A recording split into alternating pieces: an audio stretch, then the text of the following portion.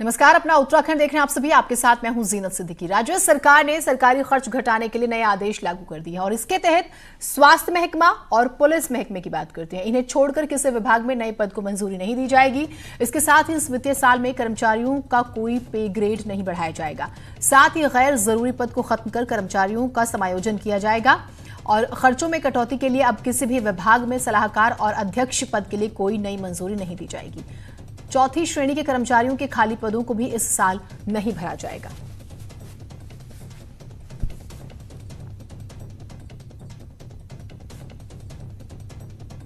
तो ये जो बड़े फैसले हुए हैं वो हम आपको बताते हैं। देखिए, स्पेशली हेल्थ डिपार्टमेंट और पुलिस डिपार्टमेंट, यहां छोड़ के किसी और विभाग में जो है कोई नियुक्ति नहीं होगी। गैर जरूरी पद खत्म कर दिए जाएंगे, कर्मचारियों का समायोजन होगा, खर्चों में कटौती की जाएगी। ये कुछ बड़े फैसले हैं जो हम आपको बता रहे हैं। तो राज्य सरकार ने सरकारी खर्च घटाने के लिए नए आदेश लागू कर दिए और इसके तहत स्वास्थ्य और पुलिस विभाग को छोड़कर किसी विभाग में नए पद को मंजूरी नहीं दी जाएगी। पहली बात, इसके साथ ही इस वित्तीय साल में कर्मचारियों का कोई पे ग्रेड नहीं बढ़ाया जाएगा।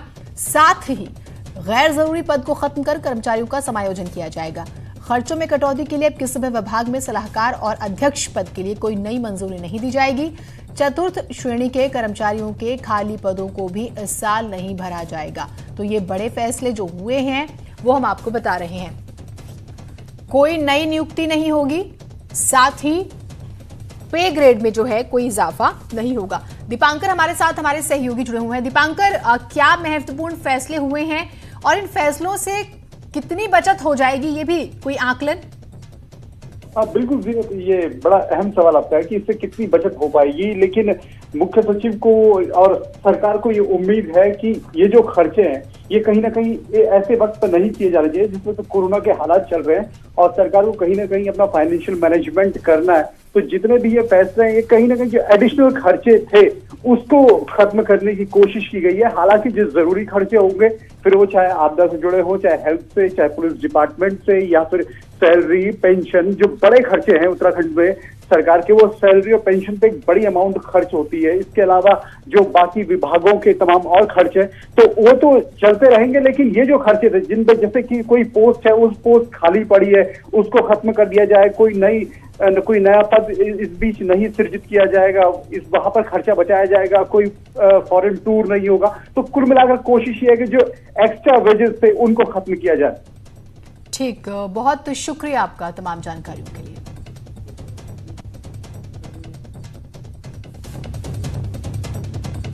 और इसके साथ ही खर्च घटाने के लिए निजी होटल में सेमिनार, वर्कशॉप, कॉन्फ्रेंस पर रोक लगाई गई है। 5 स्टार होटल्स में अब कोई राजकीय भोज का आयोजन नहीं होगा। यात्रा खर्च बचाने के लिए वीडियो कॉन्फ्रेंसिंग पर ज्यादा जोर रहेगा। कैलेंडर, डायरी की प्रिंटिंग पर रोक रहेगी। विदेश में कोई स्टडी, सेमिनार, वर्कशॉप राज्य के खर्च पर नहीं होगा। तो ये कुछ बड़े फैसले लिए गए हैं जो हम आपको बता रहे हैं। उधर ऑनलाइन क्लासेस के नाम पर स्कूलों की चल रही लूट पर हाईकोर्ट ने अब सरकार के पाले में ही गेंद डाल दी। हाईकोर्ट ने याचिकाओं को अंतिम रूप से निस्तारित करते हुए स्कूलों को आदेश दिया है कि जो भी उनकी मांग है फीस को लेकर, उसको लेकर 1 हफ्ते के भीतर सचिव शिक्षा को अपना जवाब दे, जिसके बाद सचिव शिक्षा उस प्रत्यावेदन का निस्तारण करेंगे। कोर्ट ने अपने आदेश में स्पष्ट कर दिया है कि जब तक शिक्षा सचिव इस पर अपना निर्णय नहीं ले लेते हैं तब तक 12 मई का हाईकोर्ट का आदेश लागू रहेगा। विद्यालय अपना ग्रीवांस है वो एक रिप्रेजेंटेशन के द्वारा सेक्रेटरी स्कूल एजुकेशन को within 1 week from today एक रिप्रेजेंटेशन दें। एंड सेक्रेटरी स्कूल एजुकेशन को डायरेक्ट किया है कि अनलॉक प्लान जो भारत सरकार का आया है 1 जून 2020 से, उसको मद्देनजर रखते हुए, क्योंकि कुछ इकोनॉमिकल एक्टिविटीज़ जो हैं शुरू हो गई हैं, और साथ में ग्रीवांसेस, पेरेंट्स के ग्रीवांसेस को भी देखते हुए और स्कूलों के ग्रीवांसेस को भी देखते हुए कोई fresh decision further 1 week. Uttarakhand में आज कोरोना के 23 नए मामले सामने आए हैं, जिससे राज्य में कोरोना संक्रमितों की संख्या 1560 तक पहुंच गई है। राज्य में कोरोना के अभी तक 730 एक्टिव केस हैं, जबकि 808 मरीज ठीक होकर अपने घर को लौट चुके हैं। अब तक 16 कोरोना संक्रमितों की मौत हो चुकी है। देहरादून में 6, नैनीताल में 6, उधम सिंह नगर में 4, हरिद्वार में 3, टिहरी में 2, पौड़ी और उत्तरकाशी में 1-1 नया केस सामने आया है।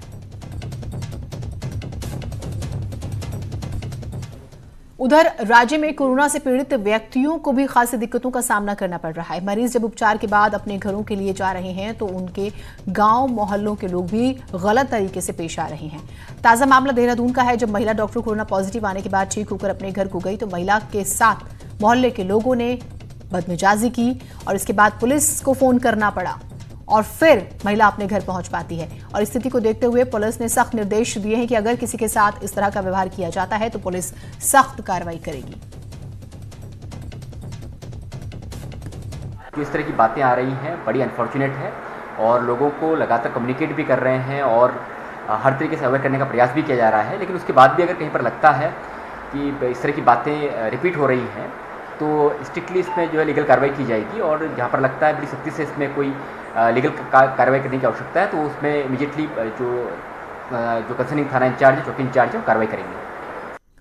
कोरोना वायरस से लड़ने वाले फ्रंटलाइन के कोरोना वॉरियर्स ही संक्रमण की चपेट में आने लगे हैं और इससे पुलिस महकमे में चिंता बढ़ रही है। राज्य में अभी भी जो है स्थिति बहुत सही नहीं है। 5 पुलिस जवान कोरोना से संक्रमित हो चुके हैं। साथ ही करीब 550 ऐसे पुलिस के जवान थे जो ड्यूटी के दौरान कोरोना संक्रमितों के संपर्क में आए हैं और इसके बाद उन्हें क्वारंटीन किया गया। 330 पुलिसकर्मी वापस ड्यूटी पर आ भी गए हैं। DG law and order Ashok Kumar का कहना है कि जब चैलेंज बढ़ने लगा है और अब तैयारियां भी बेहतर करनी पड़ेंगी क्योंकि चैलेंजेस बढ़ रहे हैं। चुनौती तो बढ़ी गई है। 2 हमारे चंपावत में आए थे और देहरादून में गन्नर के अलावा एक और आ गया सब्जी मंडी में जो चीता पेट्रोलिंग में तैनात था। तो थोड़ी चिंता की बात है हमारे लिए, बट फिर भी अभी तक लकीली जो सावधानी हम बरते हुए हैं तो उससे अभी तक बचाव ही है। कुल मिलाकर आगे भी हम यही उम्मीद करते हैं कि और बचाव बना रहेगा। रुड़की की गंगनहर कोतवाली क्षेत्र के सुनहरा गांव में एक व्यक्ति कोरोना पॉजिटिव पाया गया। वहीं जब व्यक्ति को लेने स्वास्थ्य विभाग की टीम और पुलिस प्रशासन गांव में पहुंचे तो वो उस पते पर नहीं मिला, जिससे पुलिस प्रशासन में हड़कंप मच गया। उसके परिजनों को भी नहीं पता कि वो कहां गायब हो गया। कोरोना पॉजिटिव व्यक्ति का फोन भी बंद आ रहा है। फिलहाल पुलिस उसे ढूंढने में जुटी हुई है।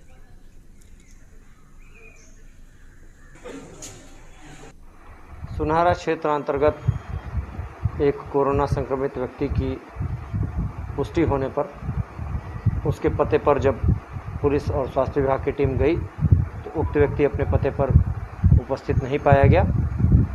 जो उसके द्वारा कॉन्टैक्ट नंबर दिया गया है वो नंबर भी स्विच ऑफ आ रहा है। कोरोना की वजह से पौड़ी में अभी तक 55,000 से ज्यादा प्रवासी लौट चुके हैं। वहीं इस दौरान क्वारंटीन अवधि में भी पौड़ी जिले में ही मौतों का सर्वाधिक आंकड़ा परेशान करने वाला है। पौड़ी में क्वारंटीन अवधि में अभी तक 8 लोगों की मौत हो चुकी है। हालांकि विभागीय अधिकारी अपनी चूक मानने को तैयार नहीं है। कहा जा रहा है कि जिनकी भी मौत हुई है उन्हें कोई न कोई बीमारी पहले से रही होगी और इसी वजह से मौत हुई। गढ़वाल की बात करें तो सांसद तीरथ सिंह रावत भी क्वारंटीन अवधि में हुई मौतों पर चिंता जता रहे हैं। तो भाई स्वाभाविक है, लेकिन इतना जरूर है कि जो सेंटर है वास्तव में स्कूलों में, मिलन केंद्रों में वो स्थिति है कि जहाँ थोड़ा बहुत कुछ करने की ज़रूरत है, वो चीज़ें नहीं है, सुविधाएं नहीं है हर तरह का। उसमें ज़्यादातर इनको कोमॉर्बिड कंडीशन थी, पहले से ही इनको बीमारी थी। किसी को हार्ट की प्रॉब्लम थी, किसी को शुगर की बीमारी थी और किसी को जो है सांस लेने में तकलीफ की बीमारी थी। तो पहले से बीमार थे, यहाँ आकर मौत हुई है। इसका कोविड से ज़्यादा कोई संबंध है नहीं। क्वारंटाइन सेंटर हैं, वहाँ पर चाहे होम क्वारंटाइन है या इंस्टीट्यूशनल क्वारंटाइन है, वहाँ पर जो ये घटनाएं हुई हैं निश्चित रूप से बताता है कि जो बाहर से लोग आए हैं वो इन्फेक्शन है।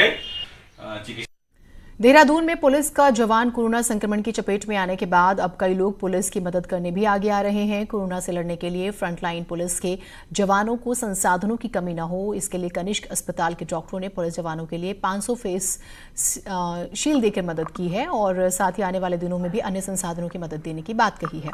डीआईजी अरुण मोहन जोशी ने पुलिस जवानों को दिए गए इस मदद का शुक्रिया अदा किया।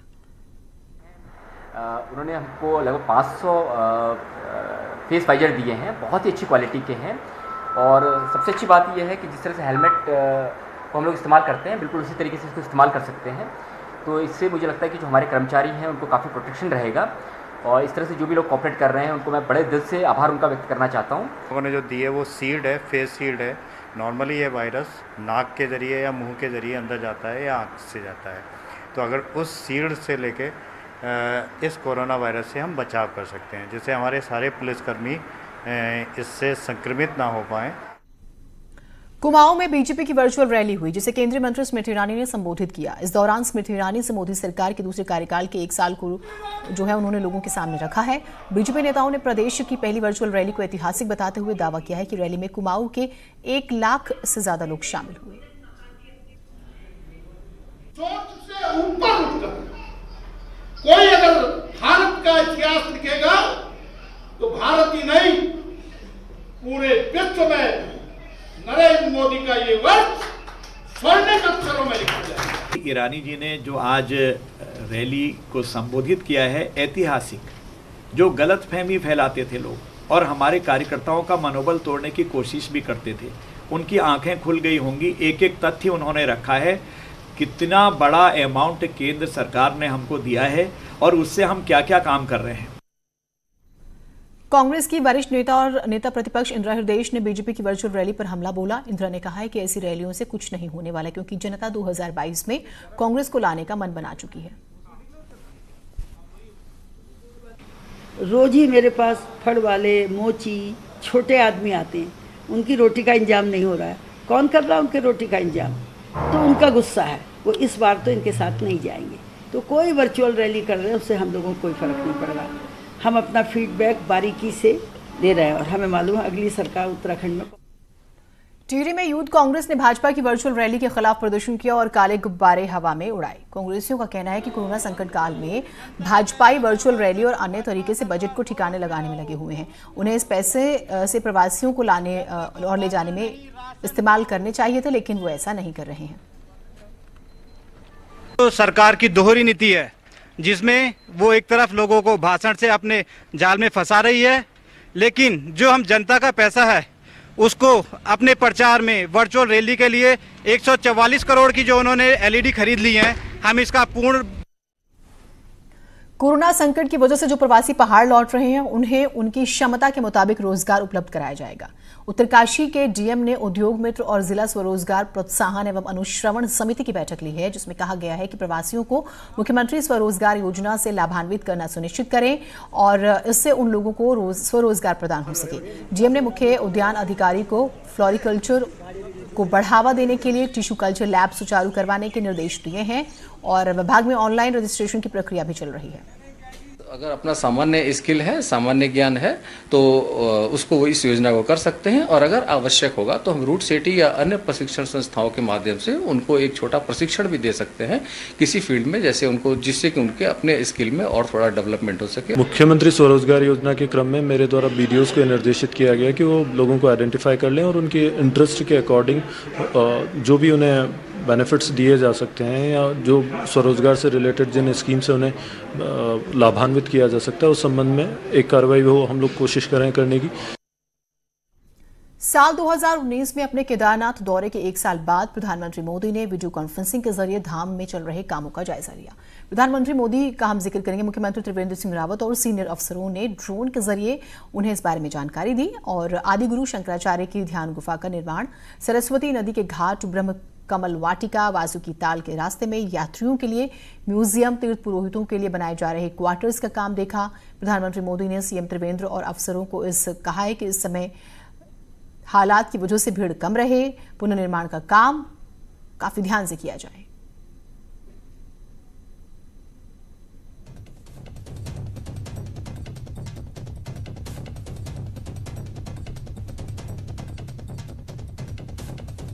पूरा उन्होंने समीक्षा की आदि शंकराचार्य समाधि स्थल से लेकर के सरस्वती और मंदाकिनी नदी के तटों पर जो घाट निर्माण होने थे वो समय पर, और जो पुल वहाँ पर बना है भैरव मंदिर के लिए वो समय पूर्व बना है। जो वहाँ पर उन्होंने कहा कि कुछ गुफाएं जो हैं वो उनके बारे में उन्होंने जानकारी ली। हमने बताया उनको कि उनके प्रति बहुत आकर्षण है लोगों में, तो उन्होंने उसके लिए कहा कि बहुत अच्छा, इसको बढ़िया और अच्छे तरीके से डेवलप करना चाहिए। प्रधानमंत्री मोदी के साथ वीडियो कॉन्फ्रेंसिंग के बाद मुख्य सचिव ने बताया है कि सभी काम अलग अलग चल रहे हैं और हर काम की समय सीमा तय है। प्रधानमंत्री मोदी के निर्देशों के मुताबिक तय वक्त में काम पूरा किया जाएगा। मुख्य रूप से जो कार्य देखा गया है वो शंकराचार्य जी की समाधि का कार्य है और उसमें उन्हें बताया गया है कि उनके पिछले विज़िट मई 2019 के पश्चात फाउंडेशन का कार्य पूरा कर लिया गया है और अब ऊपरी भाग का निर्माण प्रारंभ हो जाएगा। उनका ये मत था कि हमें इस समय अधिक से अधिक श्रमिकों का इंतज़ाम करके कार्य की रफ्तार को और तेज करें। इस समय 31 दिसंबर 2020 तक ये कार्य पूरा होना है और सबका ये प्रयास रहेगा कि उसे समय से पूरा करें। आईएमए पासिंग आउट परेड से ठीक 3 दिन पहले अवार्ड सेरेमनी का आयोजन किया गया, जिसमें ट्रेनिंग के दौरान जेंटलमैन कैडेट्स की मेहनत का इनाम दिया गया। आईएमए से इस बार पास आउट होने वाले 333 जेंटलमैन कैडेट्स हैं, जिनमें 90 कैडेट्स मित्र देशों से हैं। आईएमए के क्षेत्रपाल ऑडिटोरियम में आयोजित कार्यक्रम में जेंटलमैन कैडेट्स को ट्रेनिंग में किए गए विशेष कार्यों में विभिन्न ट्रॉफी प्रमाण पत्रों से नवाजा गया। First mechanised infantry. काफ़ी गर्व की बात है कि हम कुछ दिनों बाद आज से अंतिम पग से गुजरेंगे और उसके बाद अपनी नई ज़िंदगी का पहले कदम से भी गुजरेंगे। जैसे आपको पता होगा कि ये पहली बार है हम अपनी एकेडमी में पहला कदम इंट्रोड्यूस कर रहे हैं और ये सब एक कोरोना जो पैंडेमिक अभी चल रहा है दुनिया में, उसके रहते हुए भी इंडियन मिलिट्री एकेडमी ने अपनी ट्रेनिंग जारी रखी है। इसका मैं श्रेय अपने इंस्ट्रक्टर्स को देना चाहूँगा। हमारे पेरेंट्स एक्चुअली ये भी हुए, हमारे कमांडर्स जो हमें सिखाते हैं, तो हम हमेशा ये मिस कर जाते थे कि सितारे इनसे भी लगने चाहिए थे, पर इस बार हो रहा है कि सितारे हमें ये लगा रहे हैं, तो इसका मतलब ये नहीं है। उधर बीजेपी प्रदेश अध्यक्ष बंशीधर भगत के बेटे इन दिनों सेंटा बने हुए हैं। अब वो क्यों, देखिए जरा। लॉकडाउन के कारण लोग कई तरह की दिक्कतों का सामना कर रहे हैं। ऐसे में कोई राशन बांट रहा है तो फिर कई तरह से लोगों की मदद हो रही है। लेकिन कालाढूंगी में विधायक प्रतिनिधि हैं विकास भगत और भारतीय जनता पार्टी युवा मोर्चा के प्रदेश उपाध्यक्ष भी हैं वो, लेकिन बच्चों के बीच में खुशियां लेकर के जा रहे हैं। जिस तरीके से आपने देखा होगा कि क्रिसमस के मौके पर सेंटा क्लॉज लेके जाता है, तो एक तरीके से सेंटा क्लॉज का संदेश लेकर के जा रहे हैं। और ये खत्ते का इलाका है, पूरा का पूरा जंगल का इलाका है और बेहद गरीब लोग इन खत्तों में रहते हैं। तो इनके बच्चों को चप्पल और ये आप देखिए किस तरीके के आइटम्स इन्होंने दिए हैं। ये ब्रश दिया है क्योंकि हाइजीन मेंटेन करने के लिए बहुत ज़्यादा ज़रूरी है। इधर ये देखिए आप रैकेट है और ये एक छोटा सा पर्स इनको दिया है और कुछ कपड़े भी देने की कोशिश की है। बेटा आपको ये अंकल क्या पहले भी आपको गिफ्ट देते रहे हैं, कैसा लगता है आपको गिफ्ट लेके? हमें अंकल बहुत अच्छा लगता है, इन लोग हमें आते रहते हैं, अंकल हमें गिफ्ट देते रहते हैं। हाँ, आज बेटा आपको क्या क्या मिला? आज क्या क्या मिला बताओ? गिफ्ट मिला। क्या क्या है आपके हाथ में, जरा बताओ। हाँ, ये बिस्कुट और मजा आया आपको? अच्छा लग रहा है? ये देखिए बिल्कुल बच्चे बहुत ही प्रसन्न हैं क्योंकि बच्चों का जो खिलौना होता है वो उनका सबसे अनमोल तोहफा होता है उनके लिए और यही वजह है। विकास जी हमारे साथ मौजूद हैं। विकास जी आपने क्या सोचा? लोग तो तरह तरह से लोगों को राशन दे रहे हैं और तरीके से मदद कर रहे हैं, आप बच्चों के बीच मदद लेकर के पहुंचे हुए। देखिए बच्चों के लिए क्या है, सब बड़ों की सोचते हैं, बड़ों को राशन मिल जाए तो बच्चों को ऑटोमेटिक मिल जाता है, लेकिन बच्चों के पास चप्पल नहीं है, बच्चों के पास खिलौने नहीं है। इस लॉकडाउन में बच्चों के पास स्कूल भी नहीं जा पा रहे हैं बच्चे। यहाँ गांव में, यहाँ जंगल के पास एक स्कूल है, वहाँ ये सब जाते हैं प्राइमरी पाठशाला में, ये स्कूल भी नहीं जा पा रहे, तो इनके मनोरंजन के सारे साधन बंद हो गए। तो ऐसे में हमने इनको टेडी बियर्स, खेल का सामान, खिलौने, कपड़े, चप्पल इत्यादि मुहैया कराया जिससे इनकी ज़िंदगी में कुछ रोचक हो जाए। ये बिल्कुल अहम बात है कि जो लॉकडाउन का पीरियड है उसमें लोगों की कमाई बिल्कुल बंद हो चुकी है, तो जाहिर तौर पर खुद घर में खाने के लिए अगर राशन नहीं है, राशन की कमी है, ज़रूरी चीज़ों के लिए जूझ रहे हैं, तो ऐसे में बच्चों के मनोरंजन का सामान खरीदना बेहद मुश्किल है। तो ये अपने आप में एक नायाब पहल है कि बच्चों के चेहरे पर भी इस कठिन मौके पर खुशी बिखेरी जाए। कैमरा पर्सन कुमार के साथ शैलेंद्र नेगी, न्यूज़ 18 हल्द्वानी। और इसी अच्छी खबर के साथ इस बुलेटिन में इतना ही। नमस्कार।